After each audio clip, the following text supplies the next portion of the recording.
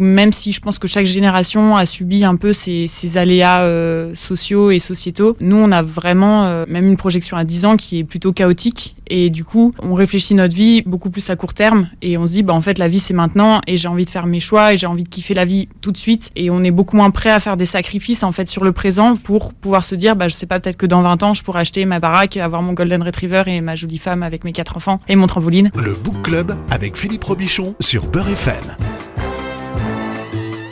Le Book Club de Beurre FM, c'est l'émission qui parle des livres avec ceux qui les écrivent, à ceux qui les lisent. Bon dimanche à tous. Nous allons parler d'un nouveau monde aujourd'hui à travers la lecture d'un Olni, un objet littéraire non identifié. Je reçois Mao. Bonjour Mao. Bonjour. Vous êtes co-autrice et initiatrice de cette Olni. Ça s'appelle Va te faire vivre. Surmonter le 21e siècle avec des potes, des bières et des idées. Dans une jeune collection qui s'appelle Époque épique. Alors qu'est-ce qu'on sait de vous ? Vous avez 27 ans, vous êtes ingénieur agronome, vous êtes nantaise d'adoption jusque-là, exploratrice, guerrière de la vie. On sait également que vous voulez comprendre pourquoi les méchants existent, s'ils existent et pourquoi donc. Et vous voulez tout apprendre, que vous êtes une flippée du téléphone. C'est ça. C'est quoi une flippée du téléphone ? Je déteste appeler les gens, j'aime pas ça du tout. Voilà, c'est tout. Ça se résume à ça. Et vous aimez qu'on vous appelle ? Pas tant. Si c'est mes potes, ça va, mais quand c'est un numéro que je connais pas ou des trucs comme ça, j'ai un petit temps de respiration avant de décrocher. D'accord, mais alors, qu'est-ce qui vous ennuie le plus dans le fait de téléphoner ? Alors, je me suis bien psychanalysée sur la question et je pense que c'est juste de pas voir la tête des gens et je crois que en fait, les expressions faciales m'aident beaucoup à comprendre leurs intentions et là, du coup, d'avoir juste la voix, il me manque en fait une clé de lecture pour comprendre ce qu'ils me racontent. Donc, je pense que c'est juste ça. D'accord, vous avez un forfait 2 heures alors. C'est ça. Encore, oui. Vous avez un forfait Mobicart. Vous avez une Mobicart. Non mais je dis Mobicart, mais si ça se trouve vous savez même pas ce que c'est qu'une Mobicart. Si, c'était. J'étais déjà. Les débuts de mes téléphones, c'était ça. Et vous faites pipi dans le noir. Oui. Ouais. Enfin, je faisais parce que j'ai déménagé depuis, mais oui, c'était ça. Ah bon. Ouais. Donc vous avez réglé cette question. Oui. Ah c'était pas une condition pour aller faire pipi. Non. On va parler de votre projet puisque vous êtes à l'initiative de ce projet. Quelle était l'idée de départ ? L'idée de départ, c'était de raconter ce qu'on vivait en tant que jeunes avec Mathieu et Justine dans cette époque en fait un peu compliquée et de le transmettre du coup à nos petits frères, à nos petites sœurs et à nos cousins et à nos potes parce que tous les trois on était dans des projets autour de l'orientation, du travail, etc. Et on racontait beaucoup de choses à beaucoup de gens sur ce qu'on apprenait nous-mêmes de nos expériences personnelles. Et donc l'idée c'était vraiment de transmettre ça au maximum de jeunes possible parce qu'on voyait que ça aidait. Donc c'est un retour d'expérience finalement. C'est ça. Parce que vous êtes passé par le monde du travail, c'est ce que vous expliquez dans votre livre, et vous avez plutôt bien réussi dans un premier temps. Vous avez fait ce qu'on vous avait demandé de faire, vous avez fait du chiffre, vous avez fait de l'argent, jusqu'à ce que vous disiez, finalement cette vie-là, c'est pas la vie qu'on veut. C'est ça. En gros c'est ça. Ouais. Oui, c'est bien résumé. Donc, c'est un livre qui s'adresse... Alors, vous avez 27 ans, donc vous vous adressez à ceux qui ont quel âge, en fait, concrètement ? Nous, on va dire que la cible principale, c'était plutôt des gens qui ont entre 18 et 25, parce que, en fait, c'est des gens qui rentrent un peu dans cette vie où les codes sociaux, les codes du travail sont en train de se transformer. Donc, on avait envie de leur transmettre ce qu'on avait compris de toutes ces transformations.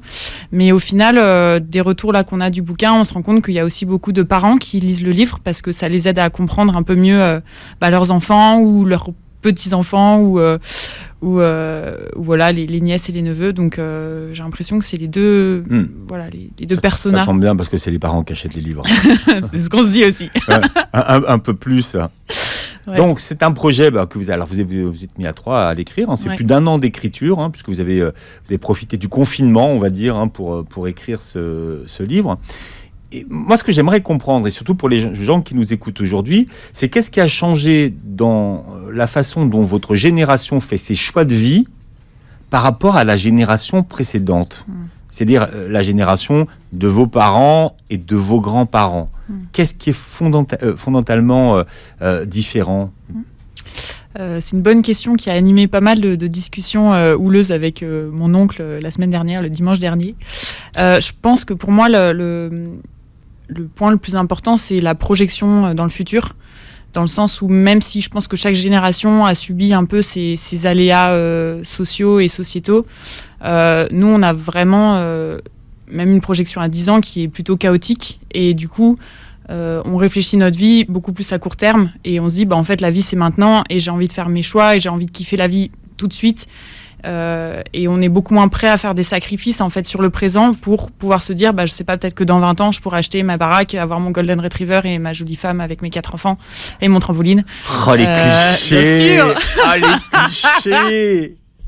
Donc non bien sûr un gros cliché, mais je pense que non mais je vois ce que vous dire, c'est qu'en fait vous, par exemple avoir un job parce qu'il faut acheter un appartement, c'est peut-être pas l'esprit de votre génération.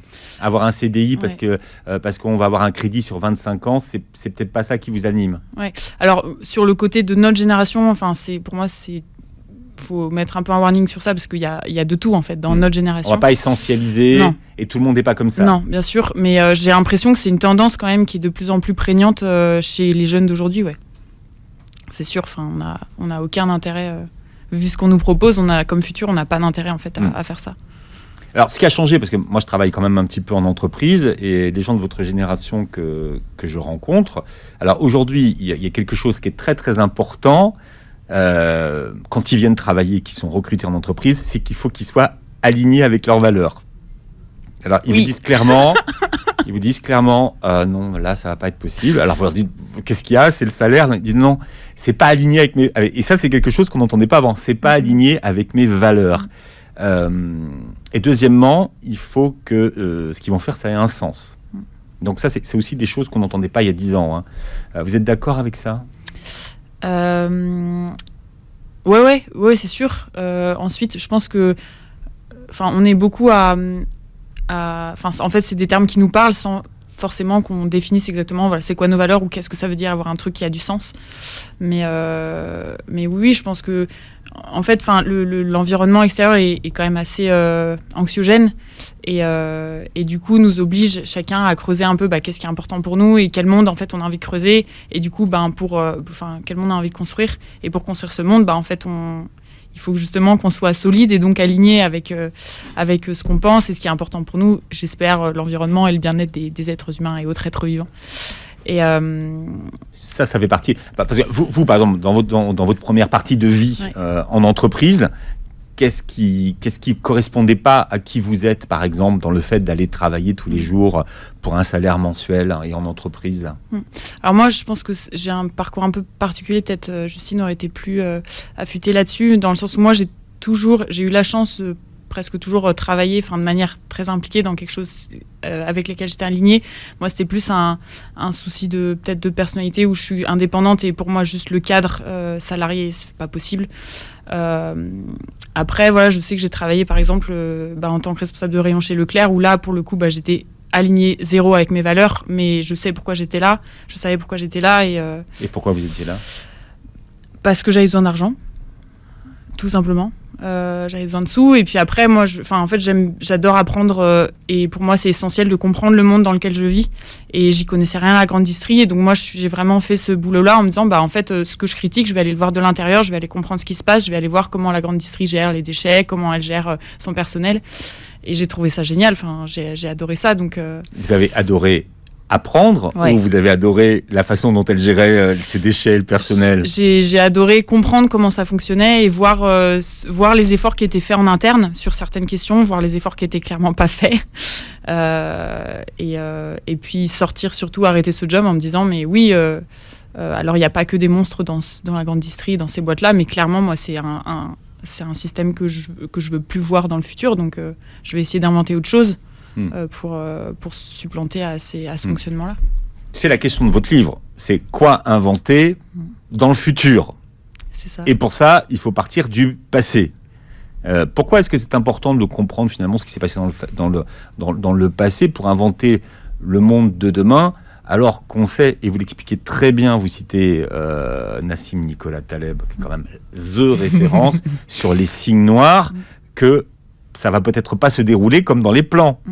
Ou certainement pas. Moi, personnellement, je suis persuadée qu'aucune des options qu'on imagine ne va aboutir parce qu'en fait, ce sera forcément quelque chose d'autre. Du coup, la question... Qu'est-ce que vous pensez finalement pourquoi et qu'est-ce qu'on peut tirer comme exemple du passé et pour savoir où on va demain, qu'est-ce qu'on peut finalement imaginer? Pour moi, ce qui est important de retenir, c'est vraiment être conscient, je veux dire l'essentiel de comment en fait notre cerveau fonctionne et réagit par rapport à l'environnement. Parce que là, on est dans une époque où on est en train de beaucoup parler de biais cognitifs, etc.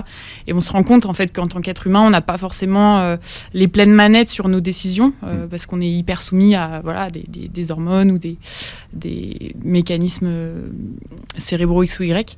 Donc pour moi, ce qui est à retenir du passé, c'est plutôt ça, c'est qu'est-ce qui nous a amené en tant qu'être humain à faire tel ou tel choix, de savoir que qu'on n'a pas forcément toutes les manettes là-dessus, et ensuite, dans le futur, comment on fait pour être conscient un peu de tous ces biais de décision auxquels qu'on subit, pour à chaque fois se dire, ok, cette décision-là, c'est une phrase dans le bouquin, je ne sais même plus qui l'a écrit, mais c'est dire...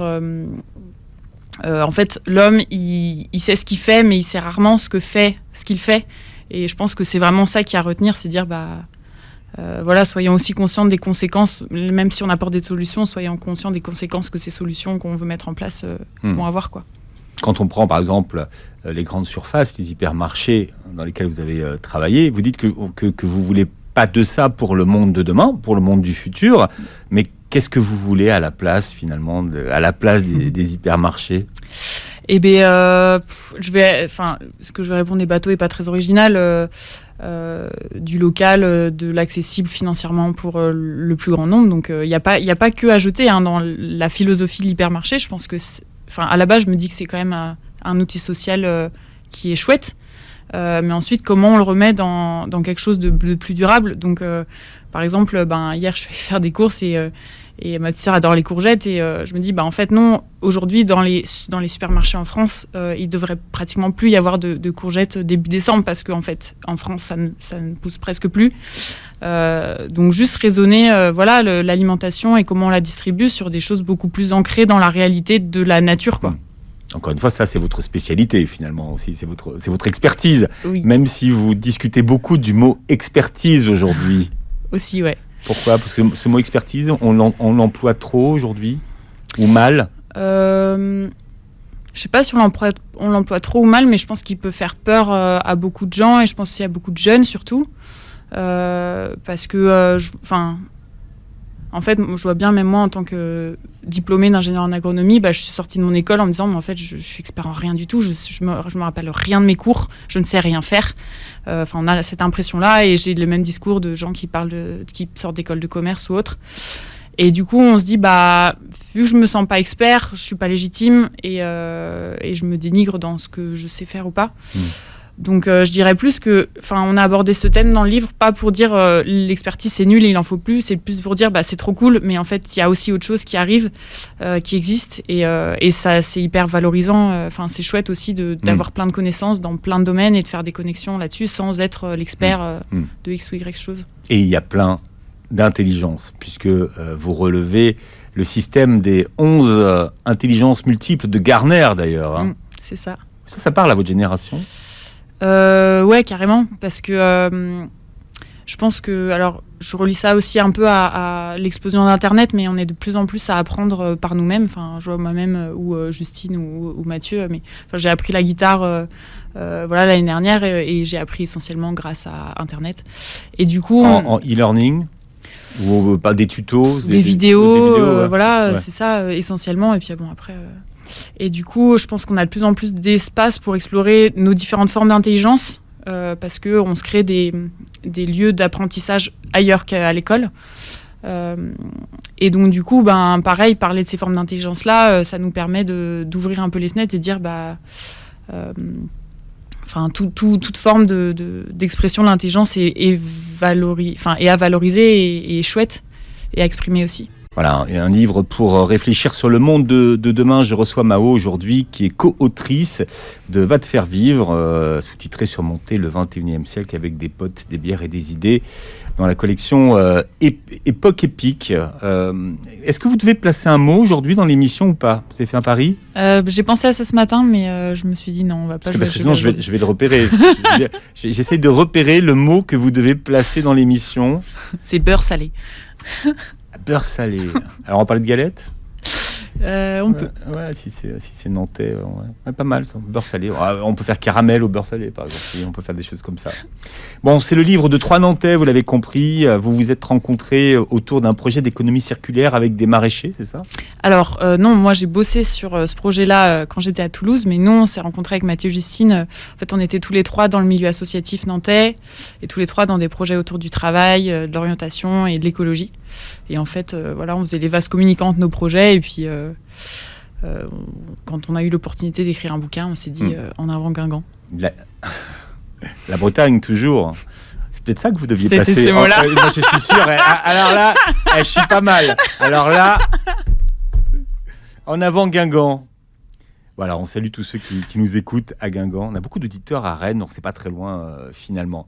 C'est vous qui avez allumé l'étincelle de la bande, puisque vous avez rassemblé l'équipe. Ça, c'est la légende du livre. Ça a vraiment commencé par, ça vous dirait d'écrire un livre ? Ouais. Ou ça, c'est pour la légende, c'est pour le c'est pour le storytelling. Non, c'est vraiment ça. Mathieu et Justine m'avaient tous les deux dit séparément qu'un jour ils étaient chauds pour écrire un bouquin et donc bah voilà, je leur ai proposé évidemment sans hésiter. Bon, j'ai appris un mot dans votre livre. Alors je ne sais pas si c'est vous qui l'avez inventé ou s'il existe vraiment. C'est le mot autotélique. Bon, qu'est-ce que c'est que quelqu'un d'autotélique ? Alors, on l'a pas inventé, c'est un mot qui existe vraiment. Moi, ce que j'en comprends, c'est en fait la capacité à s'amuser soi-même de ce qu'on fait. Donc, enfin, c'est tout con, mais voilà, quand on fait de la musique, voilà, on a un intérêt pour ça, et donc du coup, bah, on va avoir cette capacité facile à aller vers ce qu'on aime et à développer des compétences dans tel ou tel domaine. Bon, autotélique, c'est un mot que vous utilisez de temps en temps, ou vous l'avez utilisé ? C'est vrai ? Non, sérieux. Au petit déjeuner, après le café. Voilà. Comment vous êtes ? En avant Guingamp. De quoi est-ce que vous avez besoin aujourd'hui pour penser le futur ? Moi, ce sera ma recette à moi, parce que Justine et Mathieu sont 2 êtres différents de ma personne, évidemment, et auraient peut-être une autre réponse. Mais moi, je pense que mon obsession, c'est de comprendre dans quel monde je vis aujourd'hui, parce que il y a tellement des forces prégnantes qui sont en train de transformer la société, comme l'écologie ou comme la technologie, qui sont pour moi les 2 grosses mains qui tirent la couette d'un côté ou de l'autre. Donc moi, c'est vraiment comprendre, apprendre aussi tous les jours des nouvelles choses, et puis aussi, ça me paraît indispensable, c'est expérimenter, parce que vu qu'on doit, pour moi en fait, notre génération, elle doit réinventer un système de société, et on ne sait pas où on va, en fait, pas plus que n'importe qui.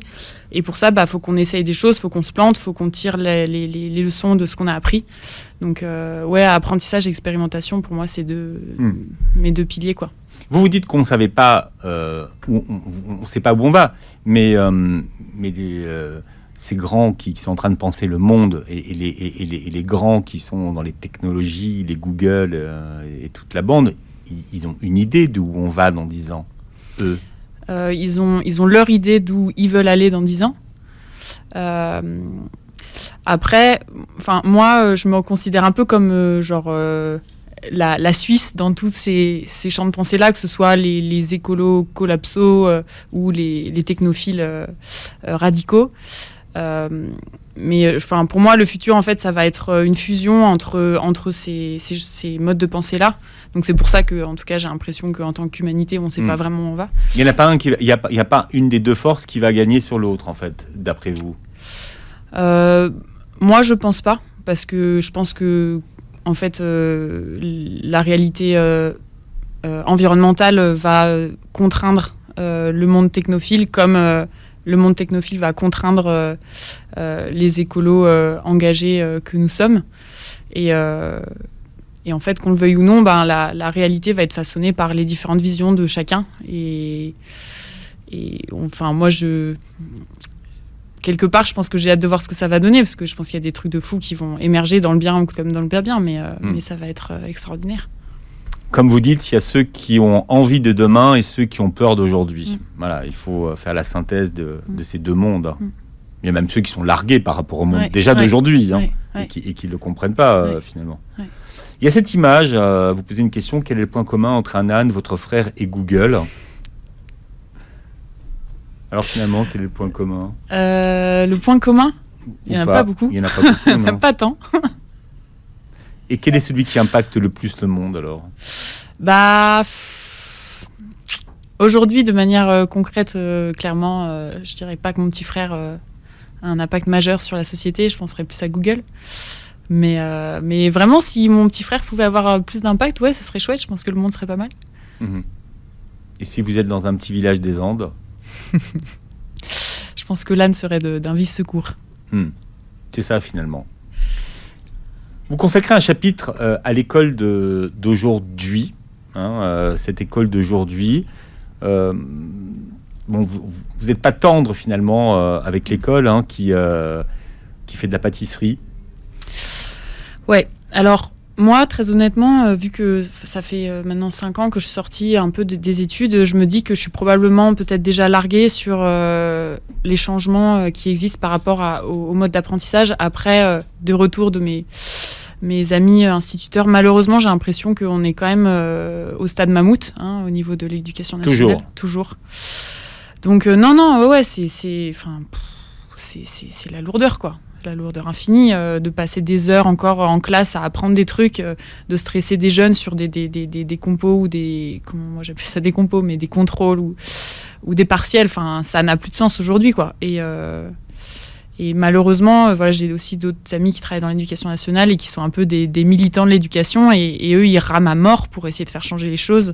Ils se retrouvent aussi avec des directeurs d'école qui sont finalement peut-être comme des dirigeants d'entreprise qui sont arrivés là par copinage et qui sont des incompétents. Je trouve ça déplorable, parce que l'éducation, c'est tellement... central. C'est central, ça va être la base de notre changement de société. Donc, voilà. Vous aussi, vous avez été élevé avec ce dictat de plus tu feras des études longues et plus tu réussiras. C'est quelque chose que vous avez entendu ou pas ? De la part de mes parents, pas tellement. J'ai la chance d'avoir des parents plutôt prodigieux. Mais par contre, de la part de la société, je dirais de manière plus ou moins consciente, oui, c'est sûr que c'était dans l'imaginaire, dans mon imaginaire à moi. Et surtout, voilà, j'ai fait un lycée agricole et ceux qui allaient en filière pro, c'était ceux qui n'étaient pas bons à l'école et qu'il fallait qu'ils bossent vite, parce que de toute façon, ils n'iraient pas plus loin. Et d'ailleurs, moi, j'ai fait une école d'ingé. Je me suis pas posé la question, en fait, de me dire si j'aurais voulu faire autre chose. J'ai fait ça parce que c'était peut-être le mieux que je puisse faire. Et donc, du coup, j'ai charbonné pour y arriver, alors que ça se trouve, j'aurais été très bien en bac pro technique agricole, quoi. Mais est-ce que vous imaginiez le métier qu'elle est avec et la vie qu'elle est avec ? En tant qu'ingé, pas du tout. Après, moi, je l'ai fait un peu au culot, parce que juste mon prof de maths m'avait dit que j'étais pas capable de faire ce genre d'école, et vu que je suis un petit peu... il avait appuyé sur un bouton. Voilà, un petit peu têtu, j'y suis allée. Mais non, ingénieur, j'avais aucune idée de ce que ça voulait dire. Après, j'aimais bien l'écologie, donc je voulais rester là-dedans. C'était plutôt ça, mon truc, c'était comment je restais le plus longtemps possible dans des domaines qui m'intéressaient, quoi. Et la vie. Après, moi, je suis pas carriériste et pas très matérialiste non plus, donc je me dis pas, je vais être ingé, comme ça, je vais avoir un bon salaire, comme ça, je vais avoir beaucoup de trucs cool dans ma vie, quoi. Non, ça rentrait pas dans votre grille de lecture. Non, mais ça, pour d'autres personnes, ça pourrait, mais pas dans la mienne, en tout cas. Tous les enfants, écrivez-vous, ne rentrent pas dans le moule de la scolatitude. C'est quoi la scolatitude ? C'est alors petite dédicace à Justine, parce que c'est la spécialiste de ce genre de mots. De punchline. C'est quoi la scolatitude ? C'est l'attitude scolaire, en fait. C'est le fait de pouvoir rester longtemps sage, à écouter, à ingurgiter du savoir. C'est la capacité à faire ce qu'on dit, à être discipliné, quoi. Assis tranquillement à sa table, sur sa chaise à l'école, à écouter le maître ou le prof. Ce qui n'est ni bien ni mal, mais en tout cas, il y a un peu que ce modèle-là qu'on considère comme bien aujourd'hui dans le système scolaire, quoi. Alors, comment votre génération envisage-t-elle l'apprentissage ? Eh ben, j'ai l'impression, de manière très... je pense que je suis un peu biaisée aussi par moi et mon entourage, mais beaucoup d'autodidactes, en fait, parce que voilà, comme je disais plus tôt, on a la capacité d'apprendre partout, tout le temps, même sans plus passer par l'école, du coup. Donc je pense qu'on est de plus en plus à développer ce truc-là, de dire, en fait, maintenant, moi-même, je peux apprendre ce que je veux quand je veux. Ensuite, j'espère que on sera aussi tous assez matures pour comprendre que les adultes ont une certaine expérience et qui est hyper précieuse, et qu'il faut aussi qu'on soit conscient de ça en tant que jeunes qui construisent le monde, et qu'on soit avide aussi de cette expérience-là, quoi. On en revient à l'expérience, mais alors vous expliquez et vous posez la question, comment bien divorcer du système ? Ça veut dire que finalement l'école, ça sert plus à rien ? Ou à quoi ça sert ? Alors, et c'est ce que dit Justine à ce moment-là, c'est que c'est clair que c'est un lieu de socialisation et de construction de soi qui est essentiel. Donc, il faut pas non plus tout jeter à la poubelle, il faut pas acheter le bébé avec l'eau du bain, comme on dit. Donc aujourd'hui, moi, je dirais que ça sert à ça. Après, ça sert aussi à se construire, à apprendre, en fait, à réfléchir, à analyser, etc. Mais pour moi, il manque clairement une dimension... Voilà, encore une fois, expérimentation et concret dans l'école d'aujourd'hui. Alors, on parle d'un livre générationnel ce matin, et un des 3 auteurs, autrices, Mao est avec nous. Alors, parce qu'il faut expliquer que votre livre est écrit dans la langue inclusive. C'est ça. Vous avez fait rentrer le mot YEL avant tout le monde. Alors, avant tout le monde, avant qu'il soit validé... par le Larousse, oui, c'est sûr. Oui, parce que vous l'avez écrit avant. Pourquoi ce choix, finalement ? Pourquoi c'est la langue de demain ? Je pense qu'il y a une part de moi qui l'espère. En tout cas, je pense que la base de ce positionnement-là, c'est un côté militant, c'est de dire, en fait, voilà, maintenant, il ne faut plus réfléchir le monde uniquement sous un prisme masculin.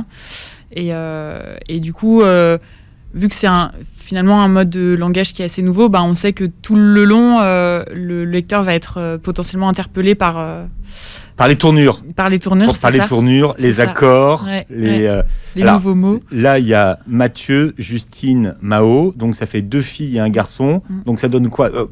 Techniquement, en écriture, faut penser à quoi ? Alors, comment on accorde ?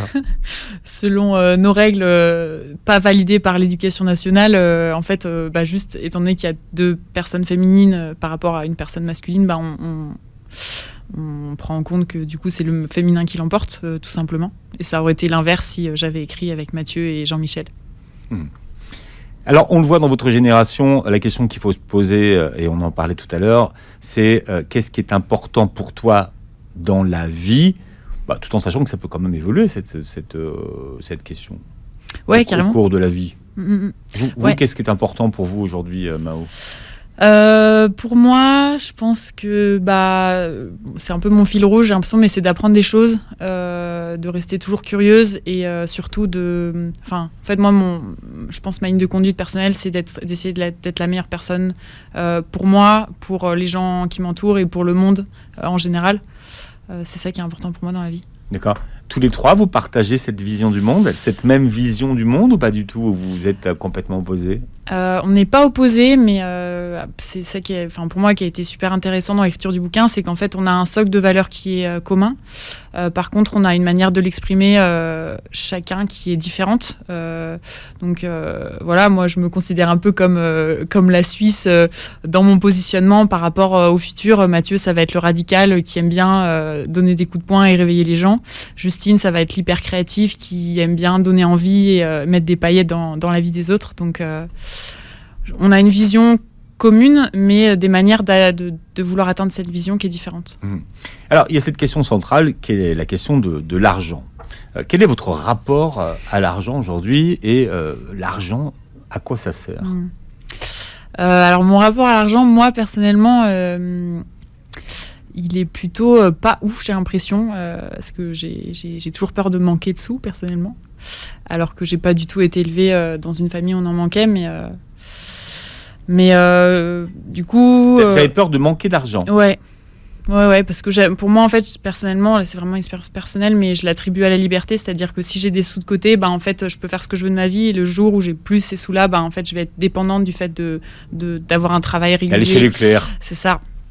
Donc moi j'ai ce rapport-là, j'aspire à ce qu'il soit plus serein et qu'en fait je considère ça juste comme on dit, comme un espèce de fluide en fait, qui comme de l'eau qui rentre et qui sort, et des jours t'en as, des jours où t'en as moins, et surtout tu dois autant en avoir pour toi pour survenir à tes besoins que le partager au maximum, en fait c'est une énergie que tu mets au profit de choses que tu trouves chouettes. Donc c'est vers moi c'est vers ce rapport-là que j'essaie de tendre. Mais comment vous gagnez de l'argent alors? Parce qu'il faut bien, à un moment donné, il faut bien le gagner, l'argent. Oui. Si vous n'allez pas travailler. Après, moi, mon mode de fonctionnement, c'est je fais un peu de tout, c'est-à-dire que j'ai été à mon compte pendant 3 ans, et ensuite, là, j'ai fait ma saison cet été, donc du coup, là, je prends mes vacances maintenant. Mais après, personnellement, moi, je suis quelqu'un qui dépense très peu et qui met beaucoup de côté, donc je sais que ce que je dépense pas, je le mets de côté, et puis ça me sert à financer mes mois où je décide de faire d'autres projets pas financés, parce que je fais jamais rien, mais je fais beaucoup de trucs où on me paye pas. Pour moi, ce que vous expliquez, c'est que finalement, alors parce que vous l'expliquez par le chômage aujourd'hui, que à quoi on peut utiliser le temps aujourd'hui quand on est au chômage. Vous dites qu'on fait pas rien quand on est au chômage déjà. Non. On peut faire plein de choses. Ouais, carrément. Faut pas le dire à Pôle emploi, parce que finalement Pôle emploi, eux, ils veulent que vous passiez tout votre temps à chercher du travail. Dire que tout ce temps on peut le mettre à profit. C'est comme si on avait 6 ou 7 samedis dans la semaine. Ouais, carrément. Et il y a beaucoup de gens qui font ça, qui utilisent justement leur période de chômage pour soit monter leur projet, soit s'impliquer dans des projets. Alors moi je vais parler du coup de projets plutôt impliqués pour la transition écologique et sociale. Donc je pense qu'il y a un vrai truc politiquement à creuser sur ces gens qui s'impliquent pour la transition, et qui utilisent l'argent de l'État quelque part pour pouvoir faire ces projets-là. Et pour moi, il y a carrément quelque chose à faire pour officialiser ça. Et nous, c'est pas nous qui appelons ça comme ça, mais il y a un truc qui s'appelle le revenu de transition écologique, qui est en expérimentation dans différentes villes, notamment, je crois, dans le Nord. Et pour nous 3, d'ailleurs, ce serait essentiel que ce revenu-là existe, parce que... Alors, en quoi ça consiste, ce revenu ? Tout simplement, c'est un espèce de... C'est pas du chômage, mais c'est un revenu qui valorise, en fait, l'implication et l'engagement de la personne dans un projet, justement, en rapport avec la transition écologique et sociale, tout simplement. Vous écrivez que les humains ont un sérieux problème avec l'argent. Ils ont un problème de quoi ? Ils ont un problème, je pense, justement, d'accumulation et de la représentation de ce que c'est et de l'importance que ça a. Il y a une phrase qui est un peu, pareil, très connue dans le milieu de l'écologie, c'est qu'en fait, l'argent, ça se bouffe pas, et le jour où il y aura plus de poissons, plus d'eau, plus rien, on se rendra compte que les thunes, elles pourront rien acheter, en tout cas de vivant. Elles serviront à rien, quoi. Ouais. Donc, c'est ça le problème des humains, c'est qu'on s'attache à quelque chose qui n'a pas d'utilité primaire, en fait, pour nous. Alors, une question que vous posez, et alors là, qu'on va poser à tous ceux qui nous écoutent aujourd'hui, c'est comment s'affranchir de notre dépendance aux biens matériels. Parce qu'aujourd'hui, on a l'impression que finalement, ces biens-là, ce sont des biens qui nous représentent, qui font partie de notre identité, qui sont le prolongement de notre personnalité, d'ailleurs. Déjà, pour moi, l'attachement au matériel, faut le remettre aussi dans son contexte. Il y a des fois où c'est chouette de garder, par exemple, sa veste avec qui on a voyagé X temps. Mais pour moi, la première étape, c'est vraiment d'être conscient, de dire, OK, pourquoi je suis tant attaché. Pour moi, le problème, c'est pas l'attachement au matériel, c'est plus l'accumulation. Et pourquoi je suis tant attaché à avoir autant de choses autour de moi ? Est-ce que j'en ai besoin ? Qu'est-ce que ça vient sécuriser chez moi ? Parce qu'en fait, le rapport qu'on a au monde, c'est juste, on essaie un peu de combler des peurs plus ou moins instinctives. Et ensuite, c'est partager au maximum, se rendre compte que le bouquin que j'ai acheté, si je le donne à ma voisine et que ça lui fait du bien, en fait, j'ai fait quelque chose de bien en me détachant aussi de ça. Ça fait du bien de donner. Ouais, carrément. Et puis aussi, quand on est moins dans une optique d'accumulation, ce qu'on a, ça devient plus précieux, et donc on en prend plus soin et on a envie que ça dure. Donc je pense que ça, c'est un autre volet aussi de la question qui est important. On va terminer avec une phrase. On a toujours le choix, d'accord ou pas d'accord avec ça ? D'accord et pas d'accord. La Suisse, encore une fois. Non, là pour le coup, c'est la Normandie. Ouais, ça peut être la Normandie aussi, mais non, bien sûr, on a toujours une palette de possibilités qui est énorme et enfin voilà, plein de choses auxquelles on peut avoir accès. Et à côté de ça, il y a plein de biais éducatifs, sociaux qui font que voilà, n'importe qui ne peut pas faire n'importe quoi, même si sur le papier, si en fait. Est-ce qu'on a plus le choix, par exemple? Est-ce que vous avez plus de choix que la génération de vos parents ou de vos grands-parents? Vous avez l'impression, ça, qu'il y a plus de choix aujourd'hui, qu'on a même tous les possibles? Ça dépend sur quel volet. Par exemple, concernant mon engagement pour avoir un futur chouette, j'ai l'impression que moi, j'ai pas le choix et que notre génération, en fait, a pas le choix. Et que même s'il y a des réfractaires et qui se disent non, en fait, l'écologie, ça m'intéresse pas, au bout d'un moment, ça va rattraper. Par contre, et là, je vais même parler en tant que jeune femme, je trouve qu'en tant que jeune femme aujourd'hui, oui, j'ai beaucoup plus de choix peut-être que ma mère, voire que ma grand-mère, certainement.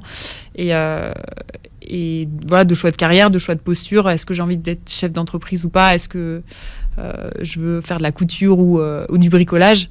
Et pour moi, cette palette de choix qu'on a, en tout cas en tant que femme, faut qu'on l'utilise au maximum pour justement péter des murs et changer la société dans quelque chose qui a du sens pour nous, quoi.